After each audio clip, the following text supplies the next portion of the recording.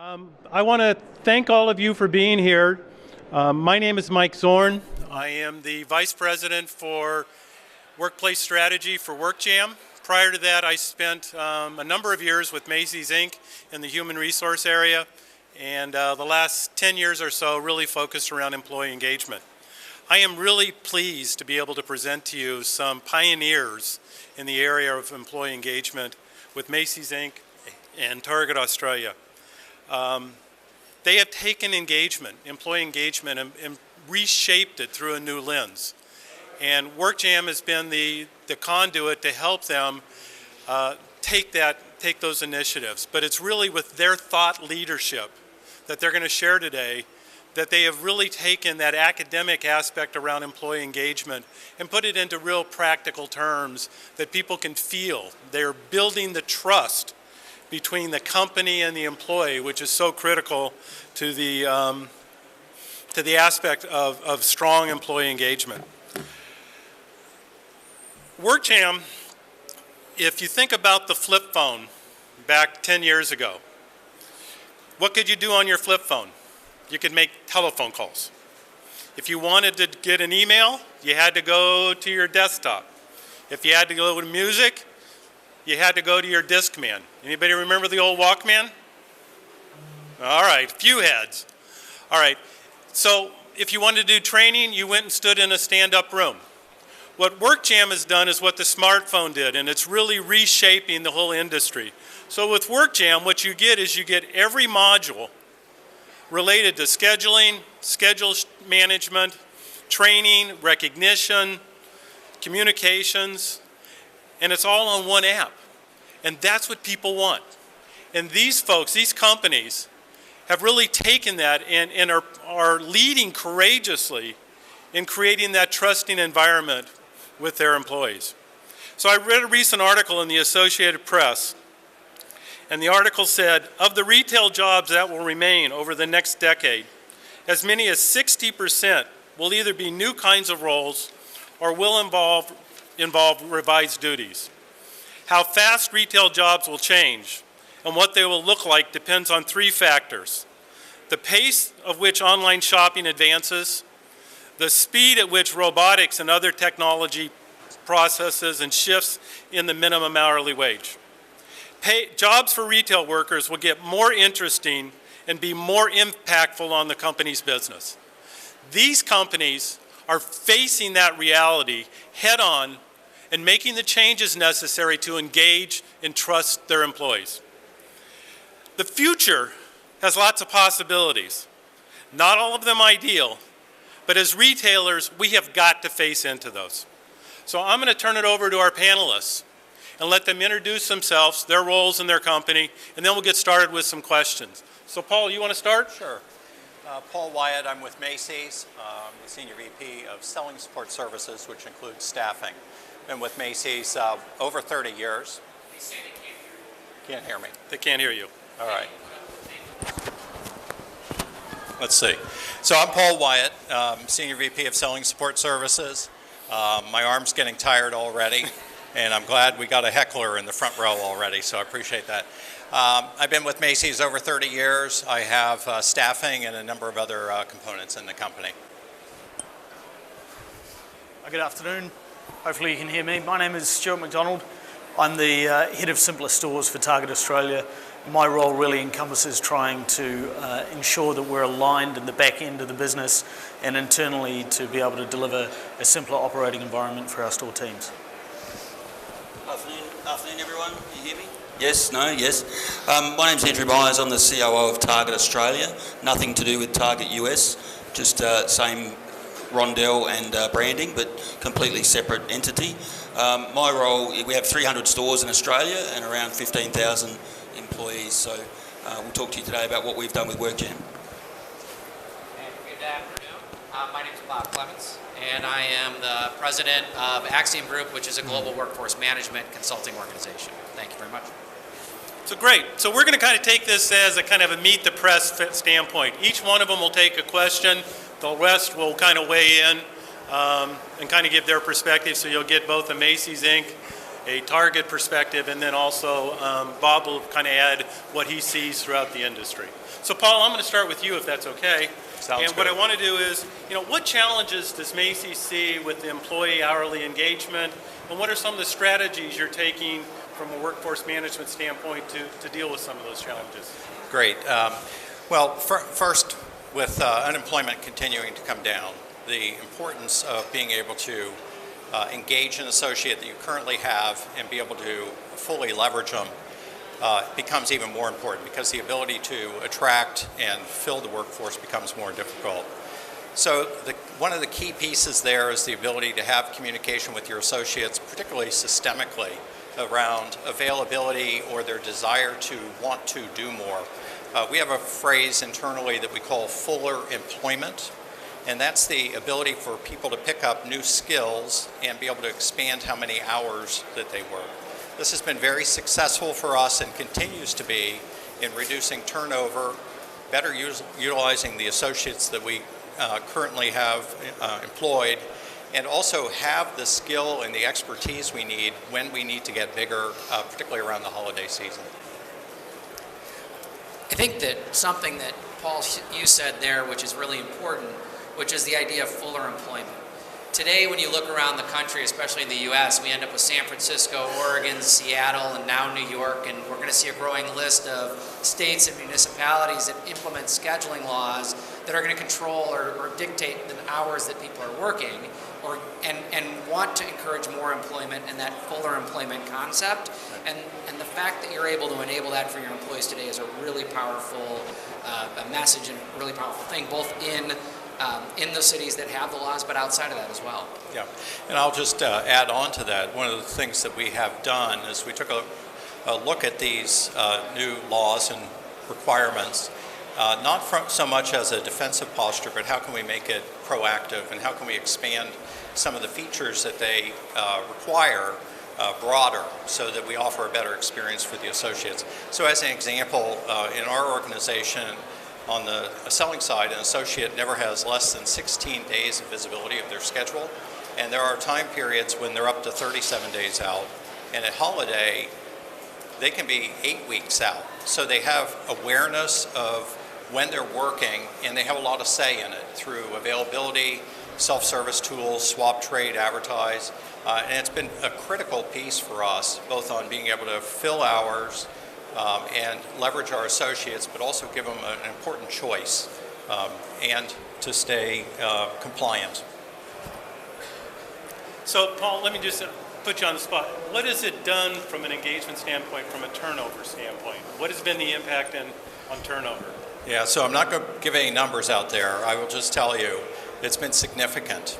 It's been enough that our hiring demands are noticeably different.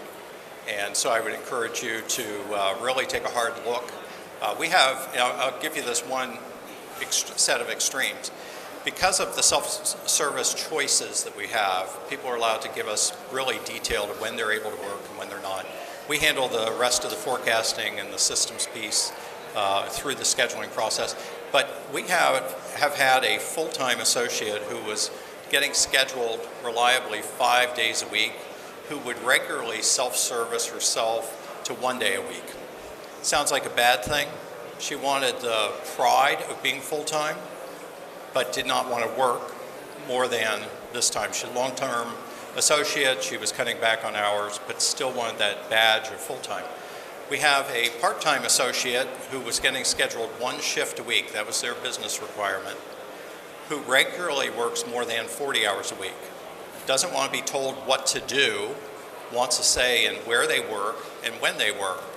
And we're perfectly fine with that, because there's a ebb and flow and a yin and yang there on both of those. And both of those provide a unique opportunity to offer engagement to associates who have different needs. So Andrew, I'm going to turn to you for a second. I know Target Australia is looking at a more digital environment, and WorkJam was a step in that way. What was the catalyst for driving you to thinking more in a digital workplace?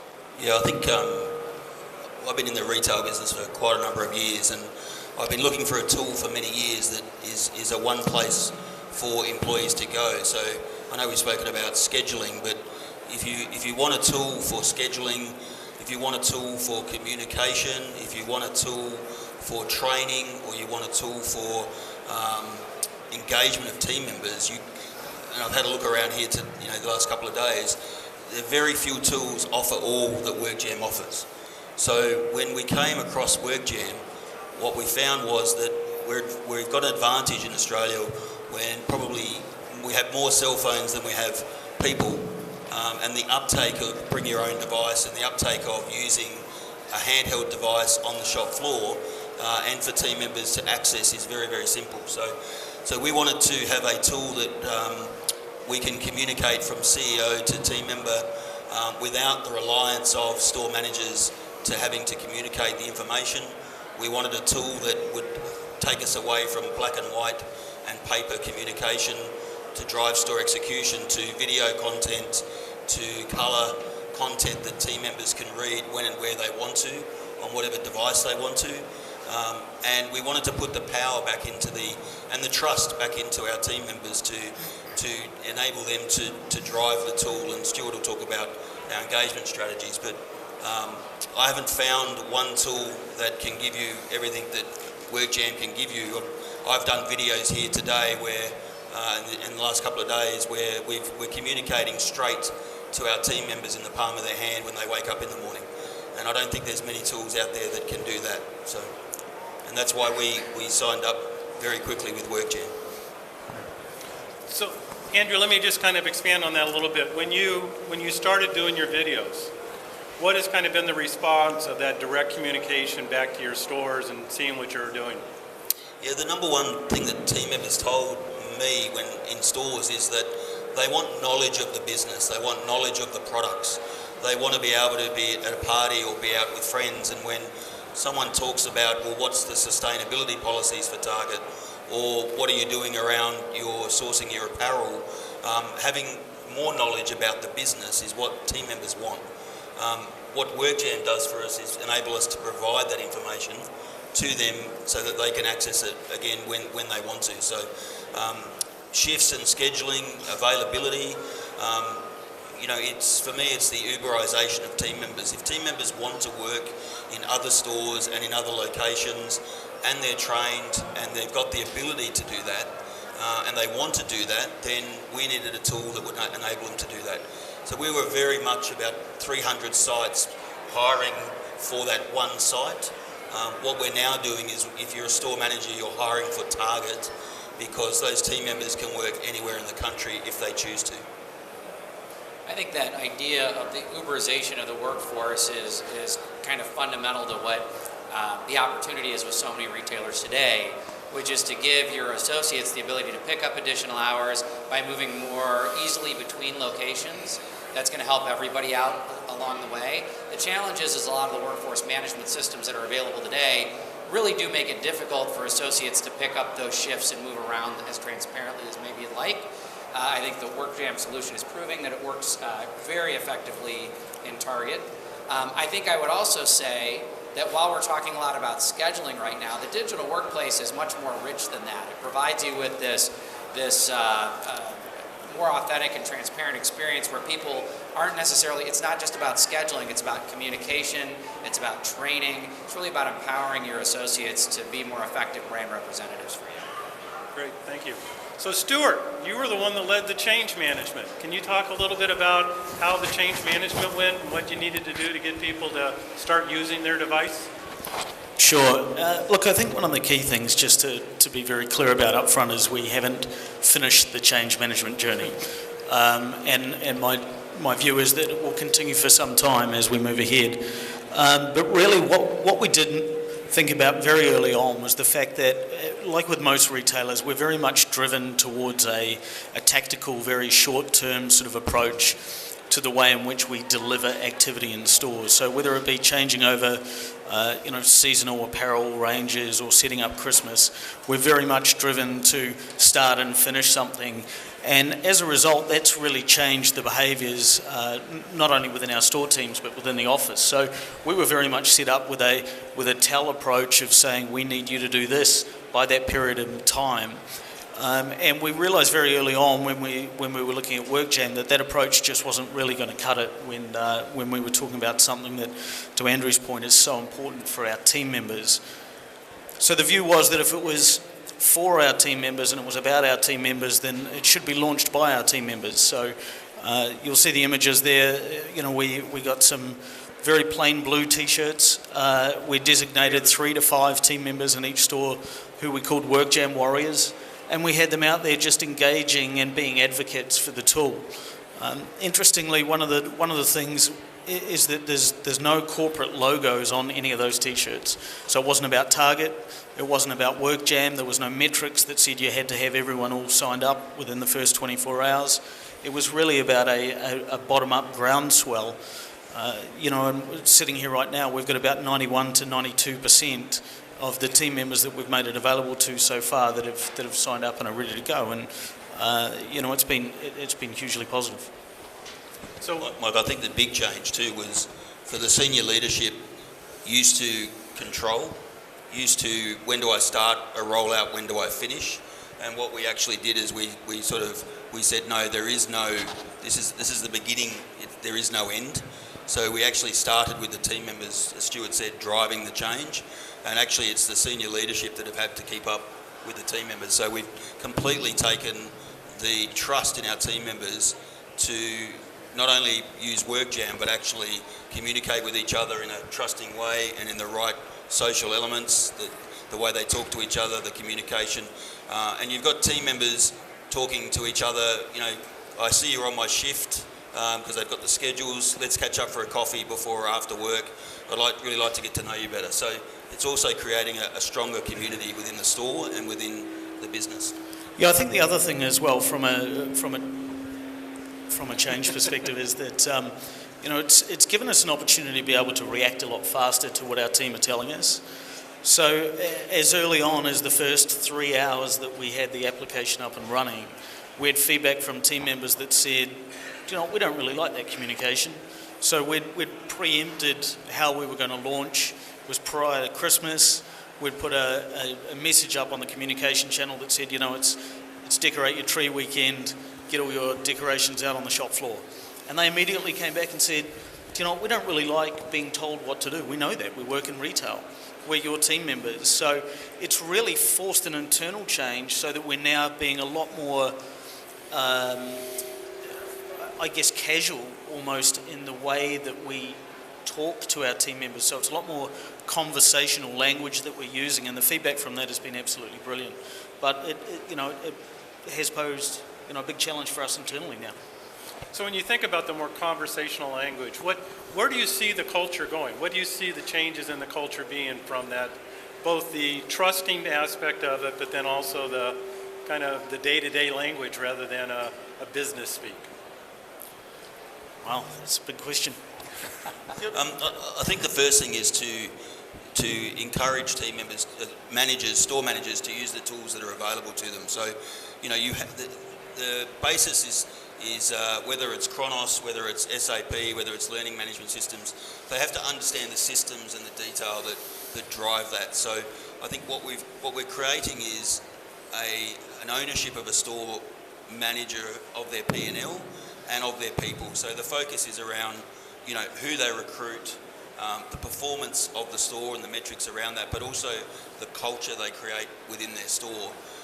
And what that's doing is driving a bottom-up approach. So we have a very, very bottom-up approach where our store managers determine so we've got work standards and all those things, but I think most retailers over-engineer work standards. The more you can keep that simple, the more the managers get it. But we're in a place now where the store managers build their budgets from what their team members need to do, and we've done that now for the past 6 months, and there's not been 1 month where the store managers haven't delivered better than what we would have given them corporately. So I think the whole thing that WorkJam is driving is we're all one team working in the organisation of a very flat structure from team member to CEO, and anyone can talk to anybody via WorkJam. And that's how I can do a video here today and know that video and my comment has gone to every team member's smartphone, that they can have a look at the video. That's what I think creates the engagement, is removing the layers and allowing the ability for people to voice how they believe the organisation should be run, and what we're seeing is that it's being run for the benefit of the company, not individuals. I really think that this type of solution breaks down the walls between corporate and the associates, and it promotes both communication back from the field up to corporate, but then also allows corporate to get messages out faster and a little bit more in tune with what the associate wants and needs to hear. So you raised an interesting question about recruits and having to be sure you hire the right people. How has your recruiting changed, or how do you explain WorkJam to them when they first come on? When you explain what WorkJam will do for you, or what it will do for the team member in improving their shifts. I had a team member who, husband, married, 2 children, working 3 jobs. When we explained to him that he could download WorkJam, he could improve his availability, he could do training online when he wanted to do it, he straight away said, you know what, if I can get more hours at Target in more stores, I don't need that 2nd or 3rd job, and I can spend more time with the kids. So we're seeing a lot more self-service of people wanting to develop themselves to have a more, be more bought into our business and more bought into Target. So I think that's what we're seeing through this enablement of communication. You know, the top picture there on the right-hand side is our CEO in the store having WorkJam downloaded on his phone by one of the WorkJam warriors. So our CEO now is engaged in WorkJam and communicating daily. In fact, he doesn't stop communicating, so, which is a good thing. But so I think that the difference is we've really flipped the organisation. Great. So Paul, I know Macy's has been very active in crowdsourcing of labor, or some people call it open shift marketplace. Explain a little bit of what you're doing and what you've seen in the trends in that. Yeah. Well, I'll start off by saying that there are time periods where we have anywhere from 10% to 40% of the shifts open. So we open up the marketplace that wide, particularly around holiday. I will tell you, we started a number of years ago interviewing associates, both internal and external, to our customer or to our company. And frequently I would hear stories about somebody who's a cashier on the weekends at a home improvement business. They drive a school bus during the week, and when they're not driving the school bus, they work at a grocery store as a cashier, managing 3 jobs, 60 hours a week, because that's how much money they need to make, and they can't get one job that pays that amount. We see people who work on the weekends at a computer store, they drive Uber at night, and they are also a student, a full-time student, so they find ways to balance. I had a vice president of a bakery company who picked me up to take me to the airport in Uber, and he did that because of a downturn in the economy years ago. He wanted to have a backup from his VP job. So we've seen a myriad of things, and so what we had to do is some real soul searching, because our organization was highly siloed.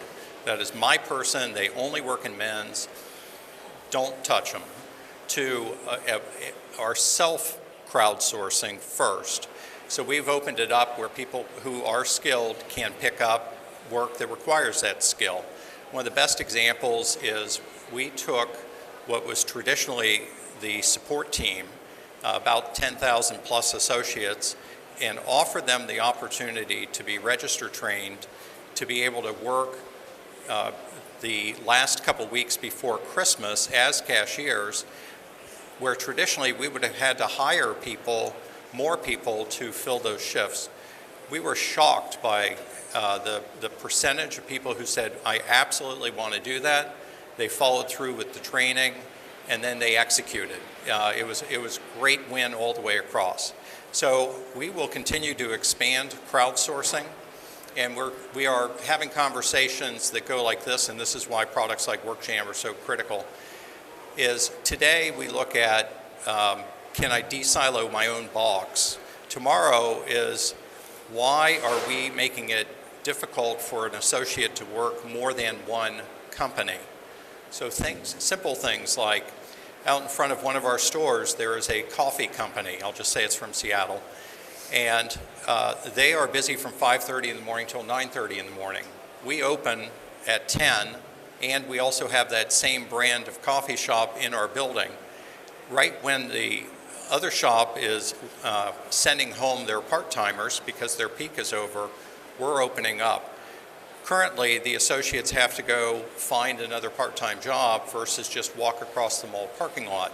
Again, not co-employment, separate employment, separate work rules, all those types of things, but making that type of stuff easy, which is why things like WorkJam are so critical in being able to open up that type of environment. I'll offer one other.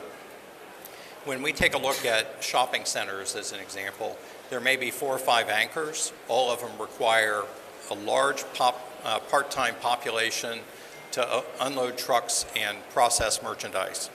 If we can find a way to build this marketplace and make it available, then you can have more full-time opportunities even if people have to work more than one company, but they have the skills that are similar to that. So Bob, what are you hearing in the marketplace when you look around this crowdsourcing, the aspect around, is that something that's being looked at by a number of retailers, or is Macy so far in front of everybody? Well, I think Macy's is incredibly innovative in this space in general, but the more I talk to retailers, especially retailers with multiple brands, they're looking for ways that they can crowdsource across their brands to make it easy for associates to work in brand A for one shift and then move to brand B, which may just be down the hall for their next shift. So how do they get exposure to those shifts? How do they get exposure to those schedules? How to get an opportunity to pick up more hours? And this is where a tool like that really comes into play. So Andrew, let me shift back to you. You earlier on, and I'm going to put you in kind of an awkward place, talked about the managers being the most resistant. How did you go about getting your managers on board? I know you went through a lot of training and getting them up and pulling them together, but I think everybody would be interested to hear what you guys did. Yeah, I think I come back to earlier about using one of the key platforms is Chronos. So understanding scheduling, understanding how to use auto scheduling, the tools around Chronos was important.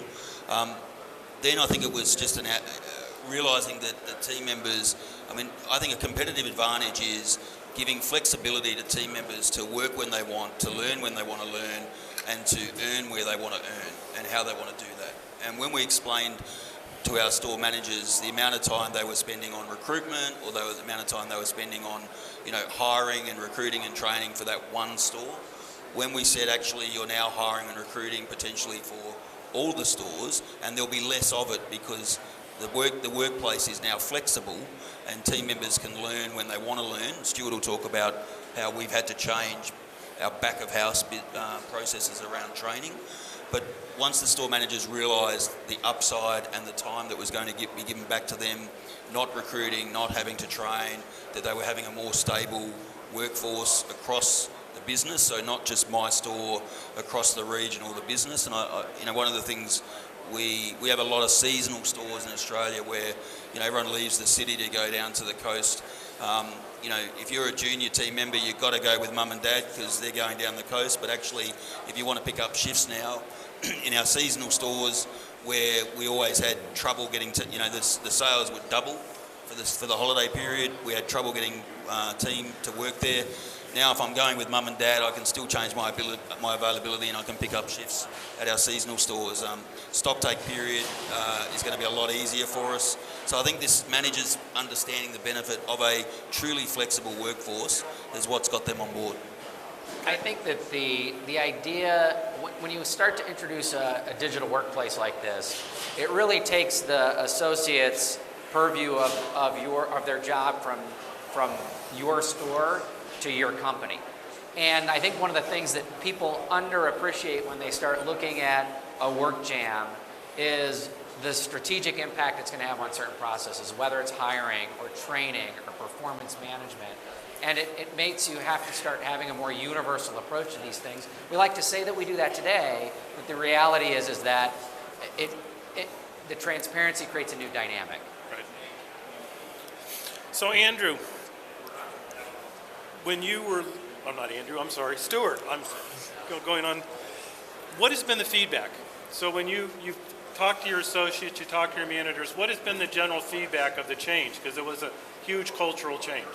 Yeah, look, it's been nothing but positive, to be honest. I think the things we've already spoken about, it's very easy for our managers to see a tangible value to it straight away.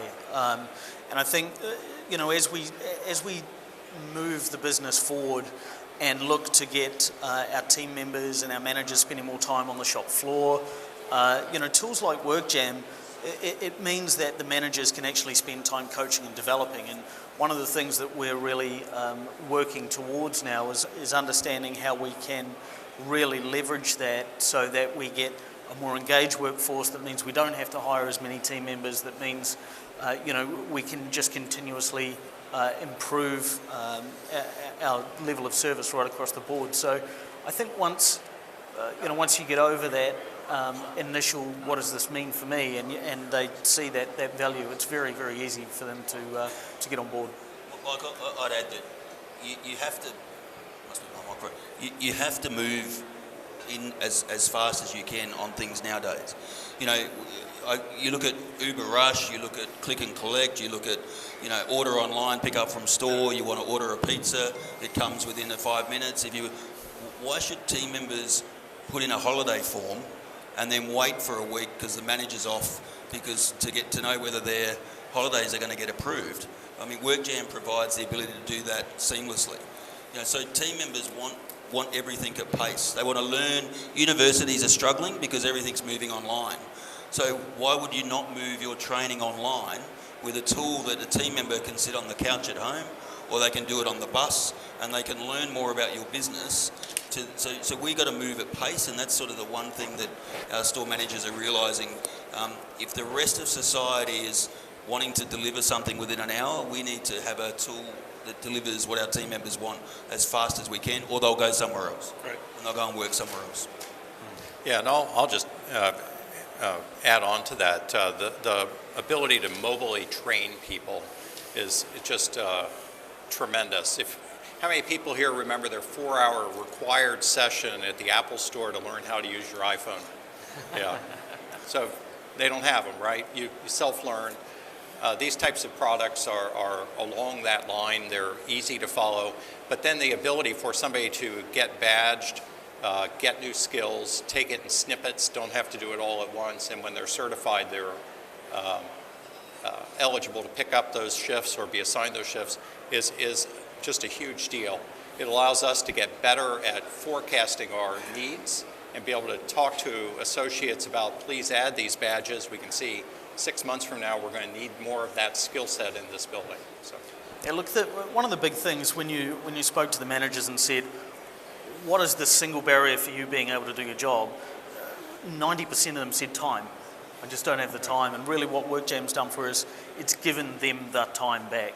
And I think they'll continue to get more and more time, which is great for us because it allows them to then step back and really work on their business as well.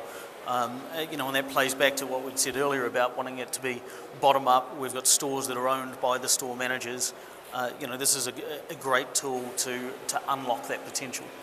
Great. So Paul, I know you're always out there thinking about what's next and what's long range for Macy. So what is Macy thinking long term in this area?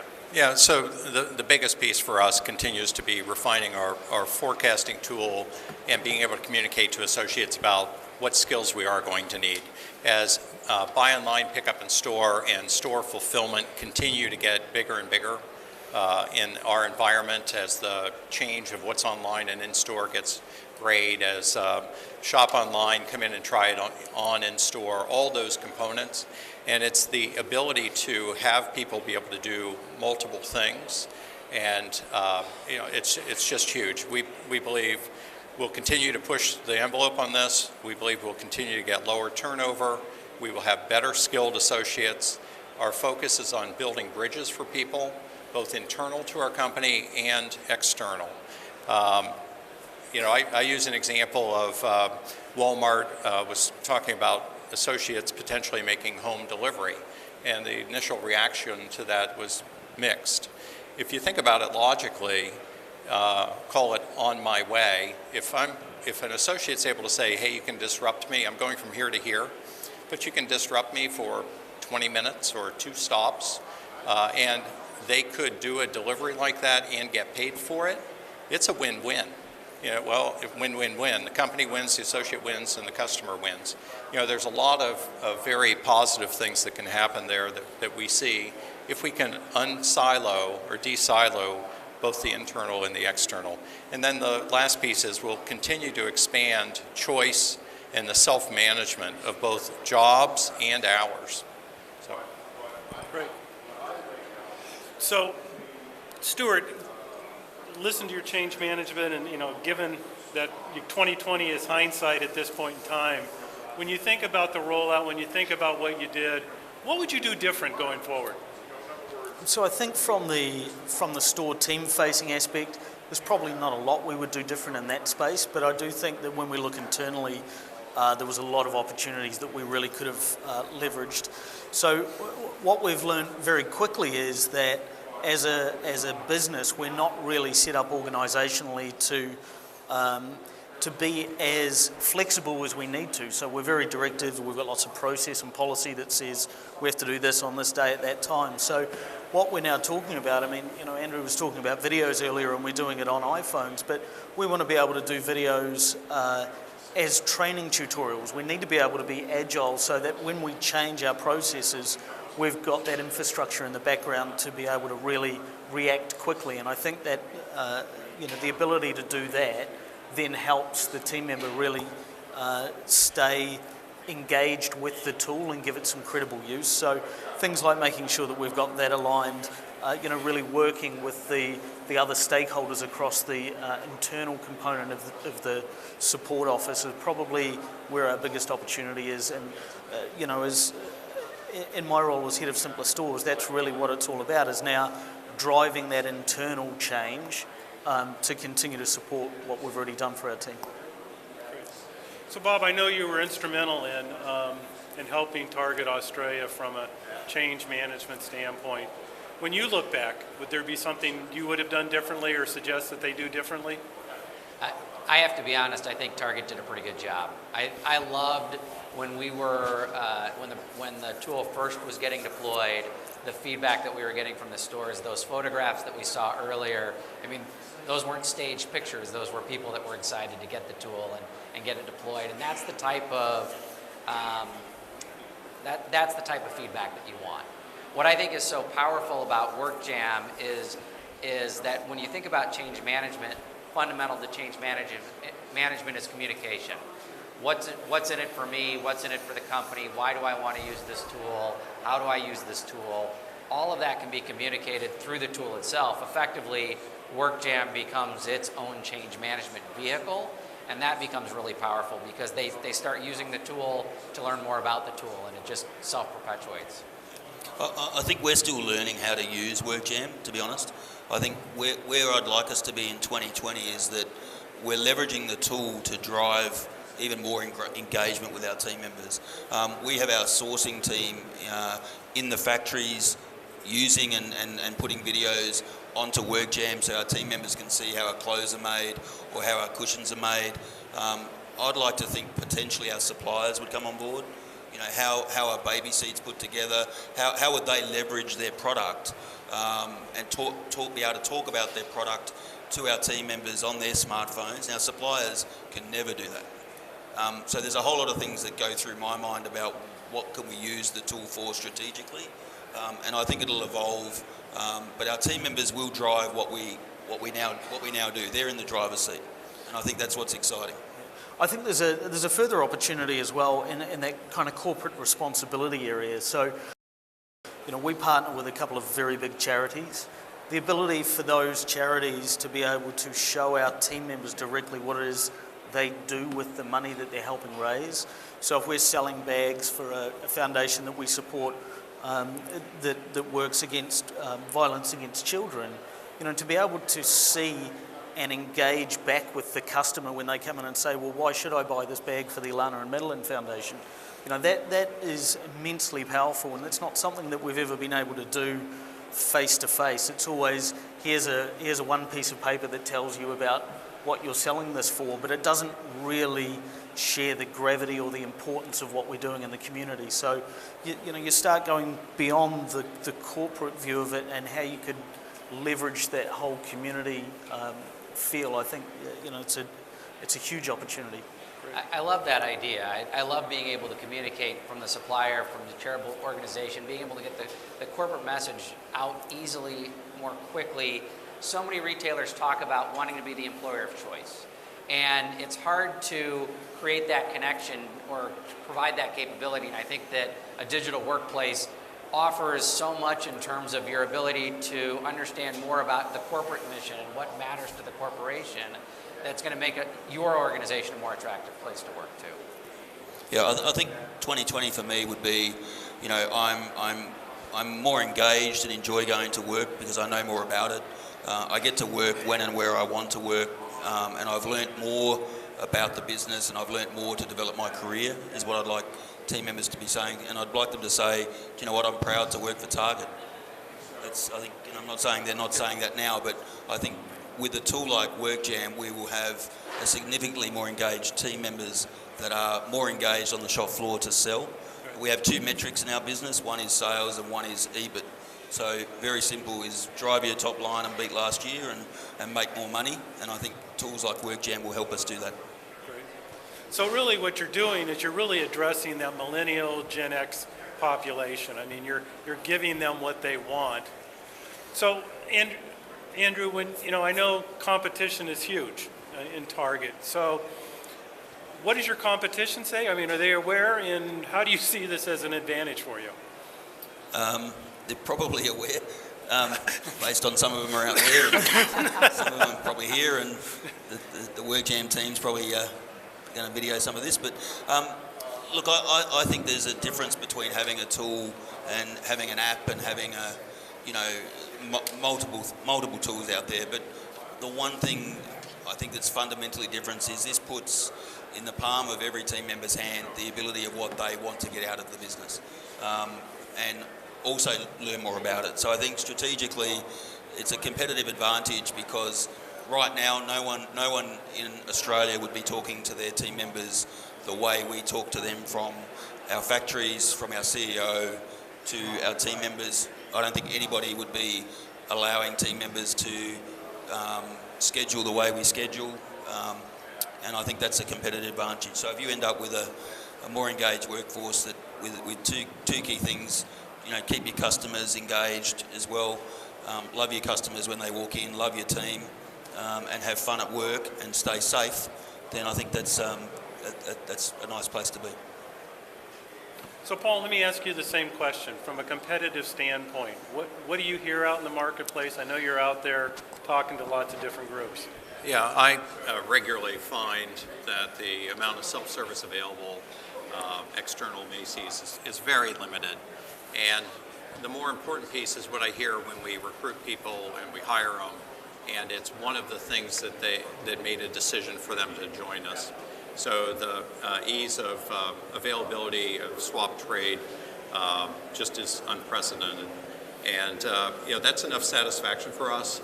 But I've yet to find a lot of expansion on a lot of these tools. I think there's a huge runway ahead for all of us to offer fuller employment for our associates just by making it easy.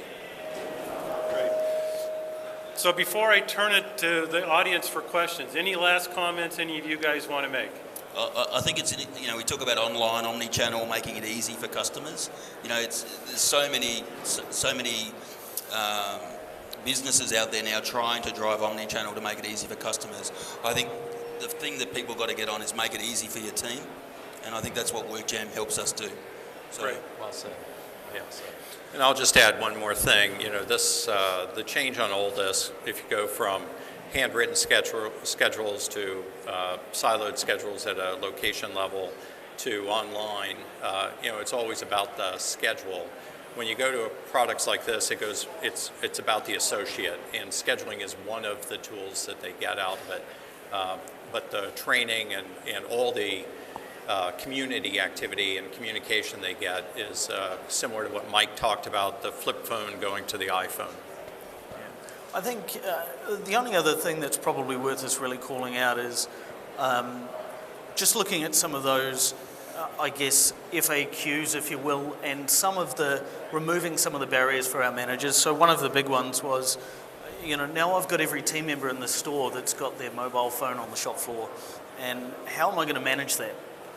Historically, probably what we would have done as store managers, and I'm sure everyone's been there that's run a store, you go upstairs and you get on your computer and you'd get the brightest colour paper you could, and in big bold font you'd write a sign that says you must not use your mobile phone on the shop floor, and then you put it on the back of every toilet door. Well, we have to, having the ability to change that culture of thinking to actually embrace it now and start talking about principles as opposed to hard and fast rules is really critical to the success of all of us. So you've got to be saying the principle is we serve the customer first, and if you need the tool to help you do that, then by all means engage with the customer. But it's moving away from taking that very towel approach and making it, the one team that Andrew spoke about is that we all run the store, really. Okay. And I know you're really big in giving your associates a voice. So have you seen them be more vocal, more outspoken since you've been able to give them the WorkJam ability to communicate back? Or Yeah, we certainly have. I think there's still room to move, but it's a big shift from where we have been. So to suddenly say to somebody, we'd love for you to tell us exactly what you think, there's always going to be a level of apprehension of, well, geez, if I do that and Andrew's looking at it, what will that mean next time he's in my store? But so I think that'll be a slow burn, but certainly what we've seen so far reflects exactly what we thought. It's team members asking other team members questions and in a community environment answering each other, and it's people being really proud of what they do within their stores, and there's nothing bad you can say about that. Great. So this is the scary part. Do we have any questions from the audience? Yes. They're going to bring you a microphone. They're running right down. Hi. Hello? Yeah. Okay. Actually, I have so many questions, but I'll just pick one. I noticed in the images there was a leaderboard on one of the images, a leaderboard. Uh-huh. I don't know if that's is part of the offering. I'm just curious about what kind of gamification or rewards or incentives you have implemented or considered implementing to kind of really build that engagement and maybe even influence the behaviour of staff along the lines you were mentioning around principles. Yeah, I think the gamification is going to be a big thing. So doing training and earning badges, we call them rondelles or Ronnies, but earning a badge that's because you've been trained, so you've gone on to WorkJam, you've done the training module, so all PDF files, everything that used to be in a policy that you'd print off and give to a team member is now on WorkJam. So going on to WorkJam, I do my training, I answer some assessments, I pass, I then sign that I've acknowledged it. That goes back digitally, recorded back in SAP or Kronos, wherever we store that. You then earn a badge. That badge then means that you're available to work in that department, and then so on it goes. So we've got team members now that say, look, I've only been trained in the soft goods side of the business. I'm learning the hard goods side now, and I'm earning my badges. So they're doing that themselves to get their own shifts. The other thing it's enabled us to do is give discounting to team members on their smartphone. So, for instance, we've gone away from uniform and things like that, and we want our team members to wear our apparel and our clothing at work, so we've offered greater incentives the message goes straight to their smartphone. 30% off women's apparel this weekend. New Year's we did a New Year, new wardrobe. Here's a new team member discount for a couple of days. So we're engaging them and we're getting the feedback from what they want. As we come into other events like Easter, Valentine's Day, we'll do love yourself, love your partner, whatever, we'll make it up.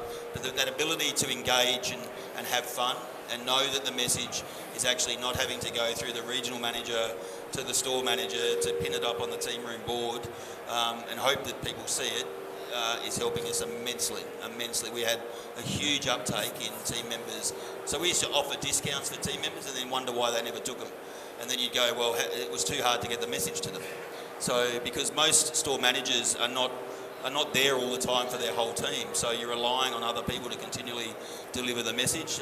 This tool enables me to talk to a team member that works the minimum hours, and they're loving it. They're absolutely loving what we're doing and offering discounts. I think the single other biggest thing is in our communication, we've had to change the way we talk to team members and explain why we would like you to do this. Not go and do this on Monday at 5 p.m. and execute it for Tuesday's catalogue. We're actually explaining to them why they're doing things and why it's important for the business and why we're putting that promotion on at that time. So they're getting a lot more out of the communication, and they're rating us. We either get a thumbs up for our communication or we get a thumbs down. And if we get a thumbs down, the comms team has to go out and find why the communication wasn't what the team members wanted. And I think the idea of the kind of back to the part of your question, which is on the leaderboard side of things, I think that the leaderboards provide a nice public, kind of cross, whether it's individual or team-based competition to encourage people to perform better. And the badges provide kind of that individual recognition of what I've done and how I'm doing. So it incents people in different ways depending on your personality and what's interesting to you. And then the badges themselves can be used as a communication vehicle. I'm a store manager at another location. I can see the badges this associate's gathered, and I have more confidence that they're going to represent my store well. You can also tie badges to like perfect attendance. So if somebody has perfect attendance, they can then be the first one to pick up a shift if they want to. So there's a lot of tools that the badges allow. And the gamification really comes from a, like the old video game piece. I mean, people like to see where they are. And they get more incented when they see I'm only one badge away, I'm going to go out and get it. So it really creates that kind of healthy competition within a work department. The other piece is recognition. So we've got team members, milestones, 20 years, 25 years. They're now being communicated across the company, and then they're getting comments. I used to work for you 10 years ago. Congratulations. Store manager appointments. All go on WorkJam, and everyone gets to see who the store managers are that get appointed, and you see all the congratulation feeds coming in afterwards. So the recognition piece is becoming huge. Will, right there. Thank you. I was just curious what you believe, what other solutions you evaluated in the process of getting to a WorkJam outcome, and what integration points this may have into other systems in your organization that you had to wrestle with in the process. What other solutions were evaluated when you looked at WorkJam? We've looked at a lot. So I've looked at a lot over probably 15 years. Reflexes, Tactics, Kronos, there's various tools. Have a walk around out there. They'll talk about execution, workforce scheduling. I've been looking for probably 10 years on something that pulls communication, training, rostering, employee engagement, that pulls it together under one tool that is easily to administer in the back. So so that the comms administrators, the training administrators. So we've had to re-engineer how HR, the HR thinking. So no more are there folders sitting on shelves. We want video content. We want agile. If we change a procedure, it needs to be done on a video. So that to do that, I've not come across a tool that does it on an app and links back to all the foundation systems that you probably got in your organisation. Yeah, and there's a lot of mobile workforce schedulers on the market, the ability to swap shifts and change shifts and even do the communication element. I think what made WorkJam unique for Target and for other retailers is the breadth of the solution that it offers, training and recognition and all those other things as well. I think breadth of, most others out there are good at one or two things or three things. I think the ability to do it all. And the other thing too is when IT say to you, it's easy to implement, most things aren't. This was. We went from conversations to implementation in a matter of months. Yeah. So. And you asked about integration. Essentially, we've got it integrated with Kronos at this point. And there's a piece of middleware that we're dragging some information out of SAP into as well. But outside of that, everything is pretty much built into the tool. So you can get immediacy of benefit the day you switch it on, basically. And if you want more in detail around the integration, I'm sorry, Paul's going to... And I'll echo what they've said. The width of this product is astounding, and the flexibility of the team, because they have delivered a great product, but they're growing it beyond that. So new features, flexibility of it, their willingness to listen, to change, versus very structured in some of the other products that we looked at. And if you have specific details around the integrations, our booth's 307, and we got our Chief Product Officer there, and he would be more than happy to share with you. We have time for one more question. So I see one hand, gentleman in blue. And if there's more questions or you want to stop by the booth, we got a bunch of people there that can help answer it. Yeah, and these guys, we'll drag them back for a little while too. Thanks. Great discussion. I'm wondering how store managers are adapting to this OpenShift paradigm, because conceivably you might have an associate working in your store that you've never seen before. So I'm wondering what the store managers, that's a problem, or how they work with that. Yeah, I'll go first. Our first self-service was north of 15 years ago. And I was telling the story earlier today. We made the mistake of going to stores and interviewing managers about what they thought about it. And across the board, it was a horrible idea. So we took a different tactic. We went to a couple stores and we interviewed groups of about 35 associates, walked them through the scenarios with the managers there, so the managers could hear what was going on in the associates' lives and how this would enrich it. That was the game changer. Those stores that we did that in immediately said, let's go. And the acceptance of it, I'll say 95, 98% immediately. We still had some managers who wanted to own the associate and make decisions differently than the associate wanted. And we had to work through the processes on retraining. It was more about retraining executives than it was our hourly associates. We've got a saying, it's called get jamming. You've got to get yourself in the headspace of what this tool can do, because it is something completely different that the store managers have to get their mind around. And to Paul's comment, when they get into that space, what I'm seeing now is a greater responsibility of who they hire, how they train, because they know that team member is their responsibility. No different to a football team. You know, if you recruit a player, you got to coach them. And you got to coach them to the best of their ability. And what I'm seeing is they're now recruiting for target, and then they're training for target, because they know that team member could work in another store, and they want that to be, you know what, that team members come from my store, and we want them to. Now the analytics that sit behind there, because I then go about, you know, does the team member go and work in another store, and do we do thumbs up? Do we do the Uber rating on what the experience was like in that store? So there's a whole lot of other things that you can get your headspace in. Does the team member get rated? Does the store environment get rated? And, you know, does every store, do we have a leaderboard for how the store culture is based on what the team members say? So there's a whole thing you can get your head into. What I would say now is that we've got stores now that we're still rolling.